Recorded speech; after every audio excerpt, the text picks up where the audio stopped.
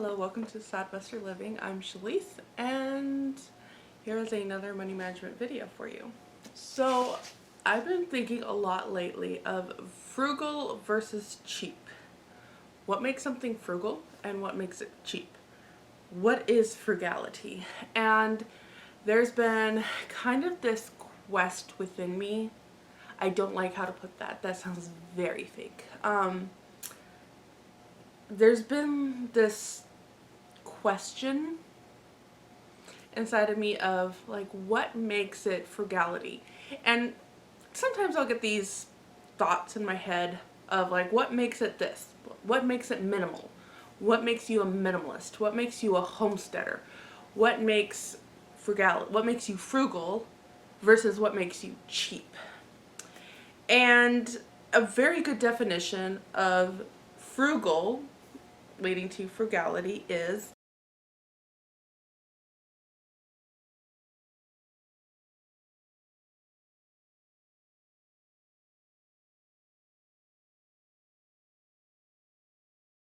definition, and I was like, okay, well, what does the Noah Webster dictionary define as economical? And the first thing is a frugal or judicious use of money. Then it goes, that which expends money to advantage and incurs no waste. So to me, frugal just means no waste.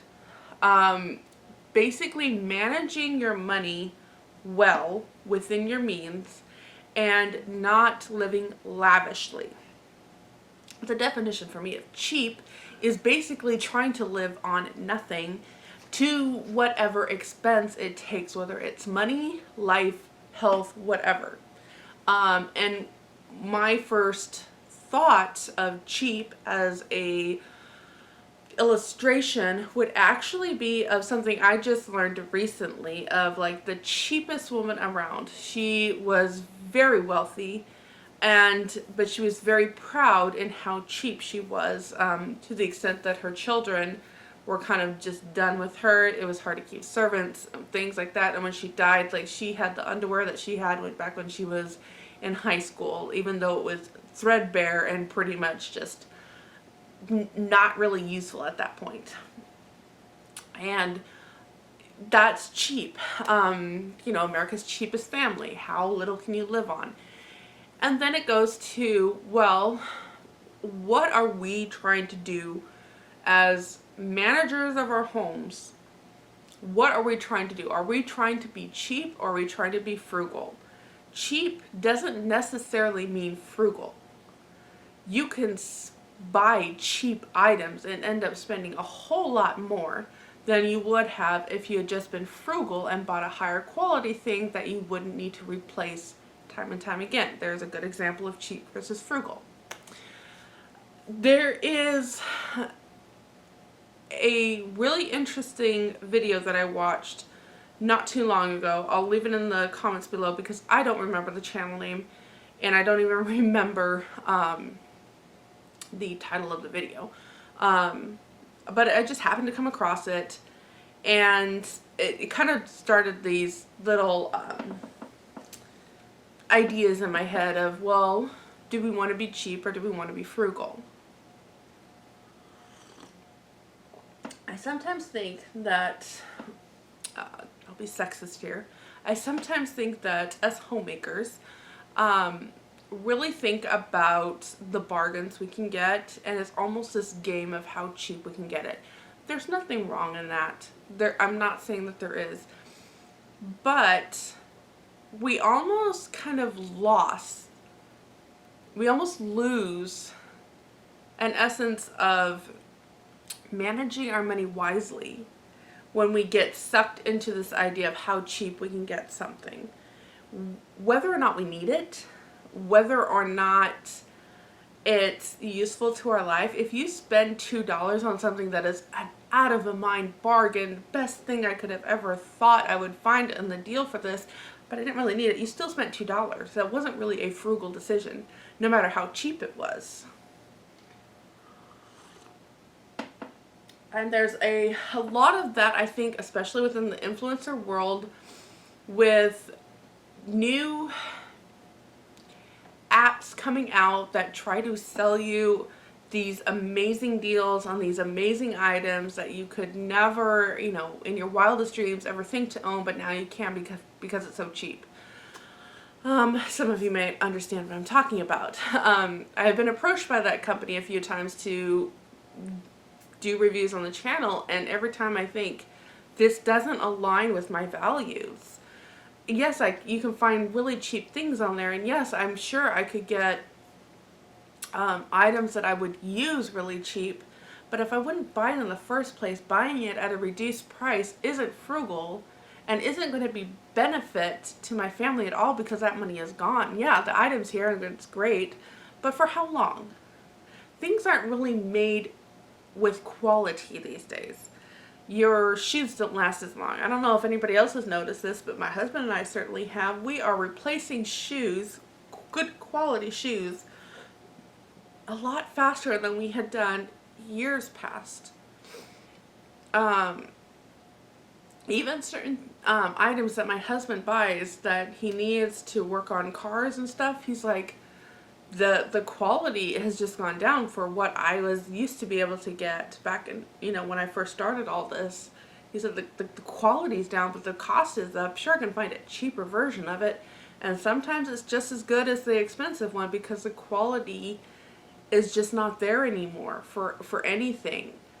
And then you start to really think, okay, frugal versus cheap. How often am I going to have to keep putting money out in order to maintain this level of stuff, or this level of being cheap in order to save money, but it's really not? There was just a lot of things I was really thinking about, and then today it really made me think today how I kind of wanted to present. But it is something that I would really like to put the thought out there. Especially as you make shopping lists, especially as we get pulled into this world, and the influencers and the marketing that's everywhere. I mean, I took a marketing class in college, and the amount that is put out there to get you to buy their stuff is manipulative at the highest level. And being really discerning kind of goes into more of that frugal mindset. So today I was working, and if you're new and don't really know kind of any backstory, I work with a lot of elderly, and my job is basically to go and be a companion, I think is what they would have called them like back in the day, but somebody that can kind of help do some housework, help take them errands, cook if they need some cooking done, be somebody there to kind of elevate their quality of life. I can do, number of things that is just helpful to a lot of these elderly, especially when they've recently had an accident maybe and they need just some extra care. And today, the gentleman I was working for made some coffee and pulled out a cup and poured me a cup, and then he just kind of likes to sit and watch some of the news, some of the political things. And I had finished all the chores, and so I'm just sitting with my coffee cup ready for the next thing he wants, and he just wants to talk. And one of the things that I really love about this job is the stories that a lot of these elderly people tell. And you can get so much wisdom from them just telling their life stories. A lot of them have the rags to middle class story, where they didn't grow up wealthy. They had a rough beginning part of their life, and then things just ended up getting better for them until they basically build the wealth that affords people like me to come and help them out if their insurance doesn't cover it. And I love stories like this because I like to kind of read between the lines, I guess you could say. They're telling me something, but I'm kind of seeing some other things that are going forth. With this gentleman, he was sharing kind of, again, his upbringing, how it was poverty. He and his siblings, they would walk to school. His father, I want to say, worked in the coal mines or some kind of mining. Steel mines? I think it was steel mines. And on a really hot summer day, they would give them this rock salt to basically suck on. And he would take it home, and that was like candy to them. And I'm just thinking of all these things, and then he kind of tells more about, and this is all pieced together. This is obviously not one conversation. This is stuff that's all pieced together. And he kind of tells stories about, when he got out on his own and some of the jobs he dealt with and some of the struggles he faced and some of the ups and downs and learning the stock markets and, just a variety of things. And I'm kind of piecing together a life, and then I'm also seeing it where he is now today in his home. And this is a common thread that a lot of the elderly have. So far, the ones that I have taken care of, with the exception of one, have had really nice homes. They live in kind of the upper class section of our town, and when you kind of go in and you talk to them, that they're not necessarily upper class. They're what we would consider middle class, but people today would picture them as upper class to begin with, just because of where their house is situated and how they live their lifestyle and whatnot. But here is where that cheap versus frugal comes into play. Quite oftentimes they will talk about how things aren't made the same as what they used to be anymore. And obviously my husband and I just had that conversation, or we continue to have that conversation, I should say. And they talk about how they don't necessarily buy anything today because they know it's not going to last as long. And so if they can just make do with what they have, it might be on its last leg, but it still has a leg. And on the outside looking in, you're like, wow, you have money. And you kind of expect to go in and have this elaborately decorated home. And yet most of them, they have very nice, clean homes, beautifully decorated. But if you look closely, the decorations are definitely dated. They have been there for a while. One lady has wood furniture that I was like, wow, this is really nice. Oh yeah, I got that when we were married. And I'm like, that's over 50 years ago. And it's withheld. It was a top quality that everybody chipped in on her parents' side and or on her side and her husband's side. They chipped in and got this nice dining set for them, and it's lasted them this entire marriage, including their children. And they were taught to take care of things and keep it nice and keep it going, and it's been around these years. And so, they didn't have money to begin with, but they had the idea of, hey, this is a good quality thing. We're going to make this last. This is going to move us through all these generations or all these different houses that we've stepped up and stepped out in. Now, it isn't a long, elaborate dining table. It's just a basic one, but it's good quality. In a similar vein, the gentleman that I was at, his table, I can tell is from the 60s. It's got those chairs that are vintage now. The table is vintage and it's a little wobbly. You can definitely tell, but he's like, it has withheld and it has stood up. And why would I change it into something different now that I don't even know if it will, outlast me? The gentleman that I have has a very old washer and dryer that he specifically purchased, an older washer and dryer. And it's got some things that you got to do with it. Like, I can't just pull out the lint thing and clean it. I have to take a hook and pull it out and do it.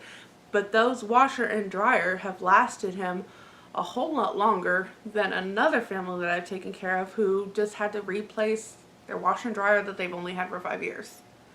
So they think about these things that are going to last them as long as they need it. And when they're at the place, we think, well, yeah, now you can. I also think of a movie that I loved as a kid. It was Murder at the Vicarage. You'll notice the theme in a lot of my stories is that movies kind of play a part in me. But in Murder at the Vicarage, no, it's not Murder at the Vicarage. It's 450 from Paddington. Miss Marple is kind of deducing about this person that has died. And she's like, well, I think she's going to be like a somebody in the theater.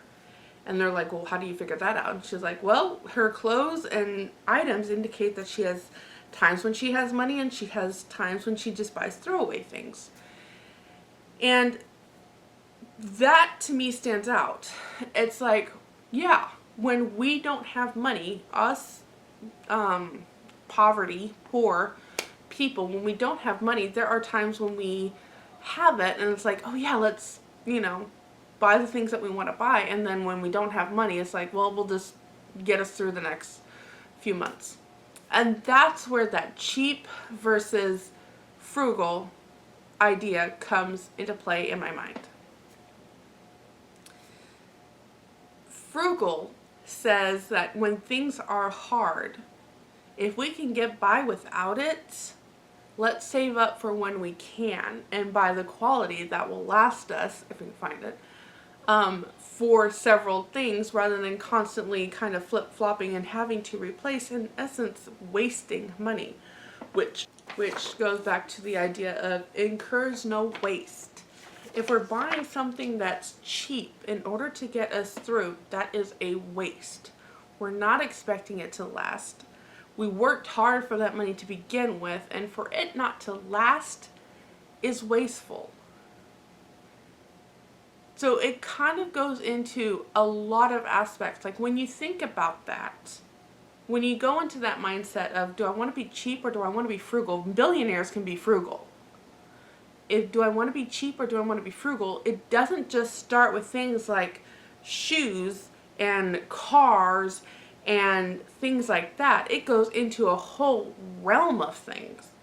It starts thinking about eating habits. Something may be cheap, but if we don't like it and it ends up going to waste, that wasn't frugal. If we're buying things that are cheap but not good on our health and ends up costing us more in the long run, that is a waste and not being frugal. If we buy cars that are cheap but we have to spend so much money trying to maintain them, that is not frugal, that is wasteful. And there are definitely times in our life where we have to make that decision in the moment of, well, this is something we need and there isn't money there. And that's where the frugal versus cheap lifestyle really has more of a aspect than just in the moment or just in the week or just in the year or whatever. A frugal person is going to say, well, times like that always happen in somebody's life. So what can we do today to prepare for that? It's not just a money management aspect. It is that economical in the use or appropriation of money, goods, or provisions of any kind. It's thinking about all of this stuff and wanting to be frugal. To me, being frugal is another way of saying that you are a good steward of what you have. And there's so much we could run on with this. Honestly, like the more I'm thinking about this, the more I'm just like, well, what about this and what about that and what about... But what it really boils down to is when you are finished with this movie, or when you are finished with this video, and I don't know about you, anytime I finish with a video, I kind of have to just stop, especially if there's something that I'm like, okay, I really need to think and ponder and chew and kind of really get into with this. Are there aspects of your life that you're being cheap over, but not necessarily frugal about? Going to the Dollar Tree is cheap. Doesn't mean it's frugal. However, the Dollar Tree may offer some things that you buy at a cheaper rate, then that would be frugal to go there. So it's not just a cut and dry black and white across the board item of, okay, Dollar Tree is cheap, we're not going to go there. No, it is an evaluation of items that will have an impact on your finances in a good way. It's not unnecessary purchases, because that is wasteful. It is not a specific way of living. Being frugal or cheap, and here's your difference between frugal versus cheap. And I think it was talked about in that video I was bringing about. Being frugal doesn't necessarily mean you look like you live in a dump, but that your quality of living works with your finances so that you're a good steward, you have quality, and you are looking at things that will last and be of use and benefit, maybe not just to you, but to your family and going forward. So that's just some things that I had in my mind right now. Again, just a lot of things, or just a lot that just grows from this. It's kind of like a little seed that plants, and then it just gets bigger the more you think about things of cheap versus frugal and what kind of lifestyle that would look like for you, because in essence that is going to really look different for everyone, and that brings about our uniqueness to the table of, you could have a group of people being frugal, from billionaires to poverty people. They're all labeled frugal. They won't all be labeled cheap. And in a sense, even with cheap, you can have like that one lady be a billionaire cheap, or millionaire, I think it was a millionaire, a cheap millionaire. And you can have people that constantly replace stuff in poverty being cheap, because they don't have the quality and they have to keep replacing it, so they keep themselves situated. So, coming to the table, it just, the aspect of it means that we're not going to be cookie cutters in this. And I think that's really something that people look at, frugal and cheap and say, well, it doesn't look like this, therefore it's not. And that's kind of, again, where that black and white aspect of what is minimalism, what is homesteading, it's all going to look different. And we keep trying to put it as one picture, and it doesn't work that way. And so here are some thoughts. I thought I would put it out there, especially with a platform that tries to help people live more frugally and shows what a poverty income budget can look like, and how you can live comfortably on that. And it's going to look different just for me and just for you. You may have different aspects of your life that are still frugal that I wouldn't do, because it wouldn't be frugal for me, but it is for you. Isn't that interesting to think about? So in the comments below, I would love to hear what you do that you find frugal that somebody else may not. I think that would be really interesting to read the different aspects of it. And I'll catch you on the next one.